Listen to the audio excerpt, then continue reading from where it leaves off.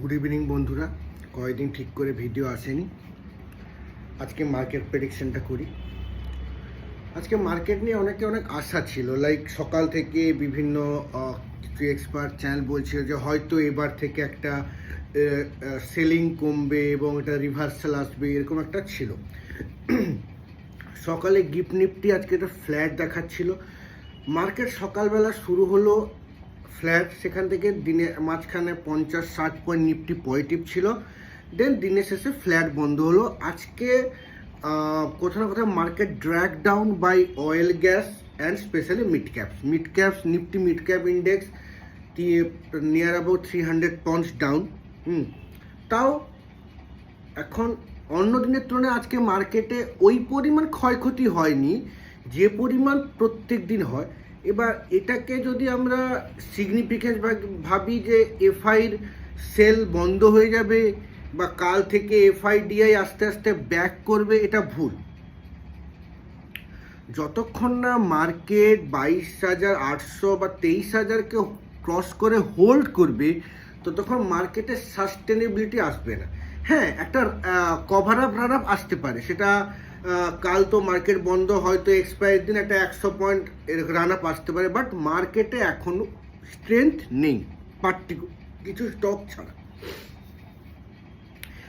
আজ কিছু mid cap like Colgate বা পি ফিনটেক এরা ভালোই করেছে, বাট এখনও কিন্তু আইটির উপরে একটা তলোয়ার ঝুলছে।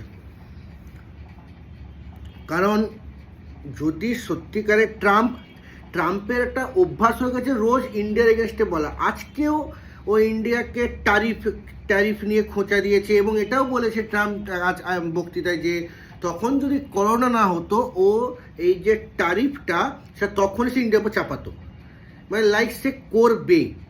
ঠিক আছে, সো এটা সে পার ডে কোথাও না কোথাও জিও পলিটিক্যাল খেলছে সে।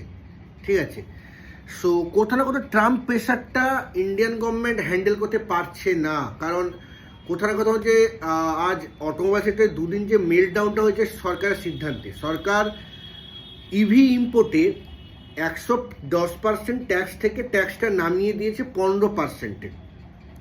শুধু একা টেসলা নয়, আরও কিছু আমেরিকান টপ ইভি ইন্ডিয়া আসে। এবার এখনো পর্যন্ত যা নিউজ, টেসলা রাতারাতি ইন্ডিয়ায় কোনো ফ্যাক্টরি বানাচ্ছে না, শুধু ইন্ডিয়ার মন রাখার জন্য যাতে পলিটিক্যালি বিজেপির কিছু সমস্যা না, মানে রুলিং পার্টির কোনো সমস্যা না হয় বা দেশের লোকে কোনো সেন্টিমেন্ট ঠিক থাকে, সে গাড়িগুলো তার গিগা ফ্যাক্টরি চায়না থেকে না নিয়ে ওদের আর একটা বড় ফ্যাক্টরি আছে বার্লিনে, ওখান থেকে ইম্পোর্ট হচ্ছে।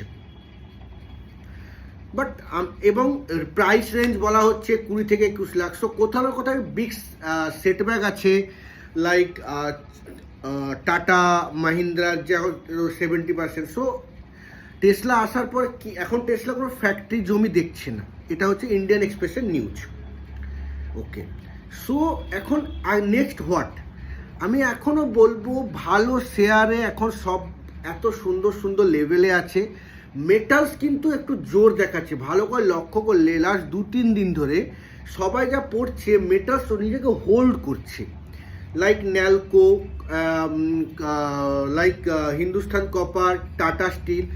অল্প করে কিছু স্টক আমরা যেটা ভালো স্টক যেগুলো সুন্দর লেভেলে গেছে, stay away from IT and auto. যদি সত্যিকারে ট্রাম্প 25% ট্যারিফ পরিষেবার সার্ভিসেস ট্যাক্স এবং অটোর উপরে বসায়, হেভিলি লিফটেড হবে, মানে এফেক্ট হবে TCS, Infosys, HCL tech, Wipro সবাই। টিসিএসের এখনও নাই করে 70% বিজনেস আসে আমেরিকা আর ইউএস থেকে, ভারত মেরে গিয়ে 10% বিজনেস, সেম তার থেকে বেশি ইনফোসিসের এক্সপোজার আছে আমেরিকার। সো কোথাও না কোথাও যদি এদের ওপর ট্যারিফ বসে এই শেয়ারগুলো লিটারি পিটবে, ভালো পরিমাণে উপরের লেভেল থেকে 20% পিটবে। So stay away from IT. Cement স্টকে হতে পারে, লিটালি আল্ট্রাটাও আজকে তার একটা সোয়াপ রেশিও ঘোষণা করেছে। সিমেন্ট দেখো, আচ্ছা আরেকটা এসে নজর রাখতে হবে, এটা ফেব্রুয়ারি চলছে, মার্চ মাসটা কমপ্লিট হলে আর একটা কোয়ার্টার রেজাল্ট আসার সময় হয়ে গেছে। এই কোয়ার্টারে কিছু ক্ষেত্রে ফাটে যায় কেমিক্যালের উপরে, কারণ সামনে চাষের সিজন আসছে। সো কোয়ালিটি স্টক অল্প অল্প করে কিনতে থাকো, এফএন অপশন থেকে এখন দূরে থেকো।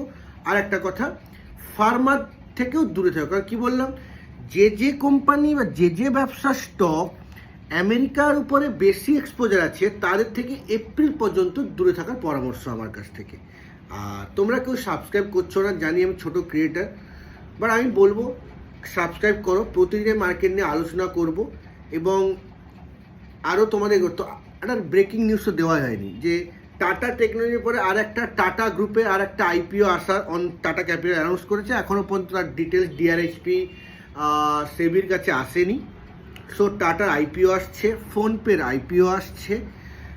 সো এই বিষয়গুলো নিয়ে তোমরা থাকো। আর একটা কথা বলবো, এবার কিছু আজকের মার্কেটে সব থেকে বেশি পিটেছে কিন্তু oil and gas, like IOC, Petronet, হ্যাঁ এগুলো, তারপরে হিন্দুস্তান পেট্রো।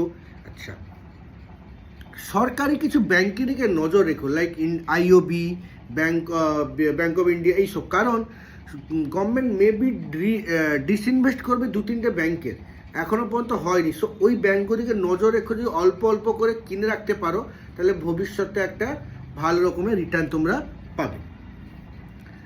এবার বলবো একটা, বাট একটা তোমরা টুইটার এগুলো দেখে নিজেকে করবে না, কারণ এটা হুচুম উঠছে, সবাই নাকি মিউচুয়াল ফান্ডে টাকা তুলে নিচ্ছে, মার্কেট এই পড়ে কিছুই না।